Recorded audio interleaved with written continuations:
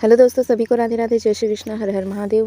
Class में आप सभी का स्वागत है। अगर आप चैनल पर नए आए हैं तो चैनल को सब्सक्राइब जरूर कीजिए फ्रेंड्स। चलते हैं सीधे क्लास की ओर। 4 वेदों में से किसमें बुरी आत्माओं और बीमारियों से बचने के लिए जादू मंत्र और तंत्र मंत्र का संग्रह है? तो वे हैं अथर्ववेद में। 4 वेद होते हैं, तो होता है ऋग्वेद, सामवेद, यजुर्वेद और अथर्ववेद। तो जादू टोने तंत्र मंत्र ये किस में आएंगे? अथर्ववेद में। इसी में क्या है? इसी में औषधि है, चिकित्सा के बारे में आपको इसमें मिलेगी जानकारी अथर्ववेद में। अथर्ववेद की रचना किसने की थी? अथर्व तथा अंगिरस ऋषियों द्वारा की गई थी। ठीक है, अथर्ववेद की रचना किसने की थी? तो अथर्ववेद की रचना अथर्व तथा अंगिरस ऋषियों के द्वारा की गई थी। इसमें ब्रह्म ज्ञान, ब्रह्म ज्ञान, धर्म, ठीक है, समाज निष्ठा, रोग निवारण जैसे कि जादू टोने, बुरी आत्माओं और बीमारियों से बचने के लिए जादू मंत्र तंत्र आदि का वर्णन किसमें है? अथर्ववेद में। अथर्ववेद एकमात्र ब्राह्मण ग्रंथ गोपद है। ठीक है, अथर्ववेद का एकमात्र ब्राह्मण ग्रंथ गोपद है। मुंडकोपनिषद और प्रश्नोपनिषद और मांडुक्योपनिषद ये किसमें है? तो ये सभी हैं अथर्ववेद में। ठीक है, ये इसके उपनिषद है। और सत्यमेव जयते ये कौन से उपनिषद से लिया है? तो मुंडकोपनिषद से इसको लिया गया है। निम्नलिखित में से किस वेद में 10 राग युद्ध, जिसको 10 राजन युद्ध, 10 राजाओं का युद्ध का उल्लेख मिलता है, वो मिलते हैं ऋग्वेद में। 10 राजन युद्ध का वर्णन ऋग्वेद में विस्तार से किया गया है। 10 राजन युद्ध भरत वंश के राजा सुदास और 10 जनों 5 आर्य 5 अनार्य के बीच में हुआ था। 10 राजन युद्ध हुआ था, 10 राग युद्ध हुआ था भरतवंश के राजा सुदास और 10 जनों, 5 आर्य थे और 5 अनार्य, इनके बीच में हुआ था। इस युद्ध में राजा सुदास क्या रहे थे? विजयी रहे थे। ठीक है, राजा सुदास क्या रहे थे? विजयी रहे थे। यह युद्ध कौन सी नदी? तो पौरुषणी नदी, जिसको रावी नदी के नाम से जाना जाता है, उसके किनारे 10 राजन का युद्ध हुआ था। जीवन की अवस्थाओं में धार्मिक रिवाजों को संस्कार कहा जाता है। सूची 1 में सूचीबद्ध संस्कारों को सूची 2 से उल्लेखित उनके सही अर्थ से मिलान कीजिए। निष्क्रमण का संबंध होगा बच्चों को घर से बाहर ले जाना ताकि वह क्या कर सके? सूरज देख सके। चूड़ा कर्म होगा मुंडन रस्म का धार्मिक रिवाज। विद्यारंभ होगा, यह पवित्र जनेऊ रस्म की शुरुआत में किया जाता है। और उपनयन होता है अध्ययन काल शुरू करने के लिए, यह होता है उपनयन। ठीक, अब आगे चलते हैं। बच्चों को घर से बाहर ले जाने ताकि वह क्या करे? सूरज देख सके, ये है निष्क्रमण। मुंडन रस्म को धार्मिक रिवाज जिसे क्या कहते हैं? चूड़ा कर्म। और पवित्र जनेऊ रस्म की शुरुआत में किया जाता है विद्यारंभ। ठीक है, और अध्ययन काल शुरू करने के लिए उपनयन होता है। वैदिक काल के एक चरण में राजा को क्या कहा जाता है? काल में एक चरण में राजा को गोपति कहा जाता था, जिसका अर्थ क्या होता है? मवेशियों का स्वामी। इसको हमने कल भी देखा था, जो मवेशियों का स्वामी होता था उसको क्या कहते थे? गोपति। वैदिक काल के अधिकारी एवं उनके पद का नाम देखिए। ग्रामणी कौन होता था? ग्राम का मुखिया ग्रामणी कहलाता था। पालागल ये होता था विदूषक। महिषी होता था मुख्य रानी। पुरोहित होते थे मुख्य पुजारी। सेनानी थे सेना के प्रमुख, जो सुप्रीम होते थे कमांडर। और भागदूत होता था कर संग्रहकर्ता। गोपति होता था मवेशियों का स्वामी। निम्न भारतीय दर्शन में से कनाद उलूक द्वारा रचित कौन सा वेदांत है? ठीक है, वैशेषिक दर्शन को किसने लिखा है? कनाद ने। ठीक है, किसने लिखा है? कनाद, जिसको उल्लूक द्वारा रचित है। ठीक, और मीमांसा लिखे हैं जैमिनी। योग दर्शन है पतंजलि का। ठीक, यहाँ पर देखते हैं नीचे पूर्व मीमांसा किसका है? जैमिनी। ठीक है, पूर्व मीमांसा जैमिनी। उत्तर मीमांसा है बादरायण। और न्याय है गौतम ऋषि। सांख्य है कपिल का। योग है पतंजलि का। वैशेषिक है कनाद उलूक, जिसके कहा जाता है चरवाक है चरवाक ने। फिर आता है पूर्व मीमांसा। स्कूल ऑफ फिलॉसफी की स्थापना प्राचीन भारत में इसके द्वारा की गई, तो इसको की गई थी जैमिनी द्वारा। लिंग पूजा का प्रथम स्पष्ट उल्लेख किस पुराण में मिलता है? मत्स्य पुराण में। ठीक है, मत्स्य पुराण में लिंग पूजा का वर्णन मिलता है। पुराणों का रचयिता एवं संकलनकर्ता लोमहर्ष, उसके पुत्र थे उग्रश्रवा, इसको माना जाता है। पुराणों की संख्या कितनी है? 8। और सबसे पुराना पुराण है मत्स्य पुराण, स्कंद पुराण सबसे बड़ा पुराण है। सबसे बड़ा पुराण पूछा जाएगा। स्कंद पुराण। पुराणों की संख्या कितनी है? 18 है।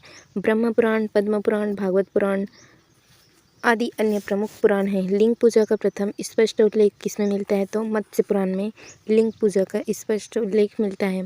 पारंपरिक हिंदू धर्म में भारतीय साहित्य के कितने वेद हैं? तो हैं 4 वेद। ठीक है। वेद सनातन धर्म से संबंधित है। साहित्य की सबसे पुरानी कृतियाँ हैं। वेद का अर्थ क्या होता है? ज्ञान। वैदिक साहित्य को क्या कहा जाता है? वैदिक साहित्य को श्रुति भी कहा जाता है। भारतीय साहित्य में वेदों की संख्या कितनी है? तो 4 वेद हैं। ऋग्वेद है, ठीक, ऋग्वेद है, सामवेद है, यजुर्वेद है, अथर्ववेद है। सबसे प्राचीन ग्रंथ है ऋग्वेद। इसमें कितने हैं? तो 1028 सूक्त हैं। लगभग 10,600 इसमें ऋचाएँ हैं। इसमें 10 मंडल हैं और 9वें मंडल में क्या है? 9वें मंडल सोम देवता, ठीक है, देवता सोम को उल्लेखित है। तीसरे मंडल में क्या है? सूर्य देवता को समर्पित है, जिसमें गायत्री मंत्र दिए हैं। तीसरे मंडल में है गायत्री मंत्र। 9वें मंडल में है, 9वें मंडल में देवता सोम को समर्पित है। चातुर्वर्णीय समाज व्यवस्था ऋग्वेद में वर्णित है।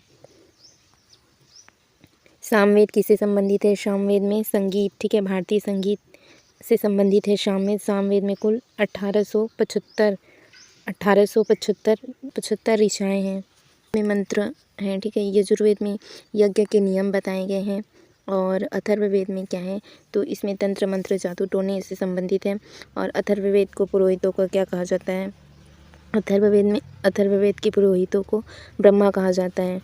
फिर चलते हैं हम उत्तर वैदिक काल की ओर। उत्तर वैदिक काल में निम्नलिखित में से कौन सा वर्ण मुख्य रूप से खेती और व्यापार का कार्य करते थे? तो वे करते थे वैश्य लोग, ठीक है। खेती और व्यापार का कार्य करते थे वैश्य। उत्तर वैदिक काल में वर्ण व्यवस्था कैसी थी? तो कर्म पर आधारित न होकर जन्म पर आधारित होने लगी थी। पहले वर्ण व्यवस्था कैसी थी? तो कर्म के आधार पर जो जैसा कार्य करता था उसके आधार पर वर्ण व्यवस्था थी। किंतु उत्तर वैदिक में क्या हो गया? अब कर्म के आधार पर ना होकर के जन्म के आधार। इस काल में खेती, पशुपालन और व्यापार पर वैश्य वर्ण का अधिकार था। जो खेती और पशुपालन है वही कौन करते थे? जो वैश्य वर्ण के थे वे क्या कार्य करते थे? खेती और पशुपालन और व्यापार कार्य करते थे। उत्तर वैदिक काल में यज्ञों को बहुत अधिक महत्व दिया जाने लगा और ब्राह्मण ही क्या करते थे? वैदिक जो धार्मिक अनुष्ठान है वही कौन कार्य करते थे? वे ब्राह्मण करते थे। इस काल में स्त्रियों के पैतृक संपत्ति का अधिकार में कमी आ गई। उत्तर वैदिक काल में इंद्र के स्थान पर किसकी पूजा? प्रजापति प्रमुख देवता हो गए, ठीक है। इंद्र के स्थान पर प्रजापति को प्रमुख देवता के रूप में मान्यता मिली। पूषण अब शूद्रों के देवता हो गए, जो पहले क्या थे? पशुओं के देवता थे। पूषण पहले पशुओं के देवता थे, अब वे किसके देवता हो गए? शूद्रों के देवता। कौन से काल में? उत्तर वैदिक काल में। इस काल के 2 मुख्य महाकाव्य थे। एक था महाभारत, ठीक है, जय संहिता, और दूसरा है रामायण। रामायण और महाभारत कौन से काल का है? तो ये दोनों के दोनों उत्तर वैदिक काल के महाकाव्य थे। उत्तर वैदिक काल में जाति व्यवस्था कठोर हो गई थी, ठीक है। और जाति व्यवस्था किस पर आधारित होती थी? कर्म पर आधारित ना होकर जन्म पर आधारित थी। इसी काल में गोत्र व्यवस्था स्थापित हुई। उत्तर वैदिक काल में गोत्र व्यवस्था स्थापित हो गई। फिर हम चलते हैं महाजनपद की ओर। कौशल महाजनपद 6ठी शताब्दी ईसा पूर्व वर्तमान में किसका एक भाग है? तो ये है उत्तर प्रदेश का। कौशल वर्तमान में उत्तर प्रदेश का भाग है। कौशल महाजनपद की राजधानी थी श्रावस्ती थी। कौशल महाजनपद क्या था? एक शक्तिशाली महाजनपद था। वज्जी महाजनपद की राजधानी थी वैशाली, ठीक है। वज्जी की राजधानी क्या थी? वैशाली थी।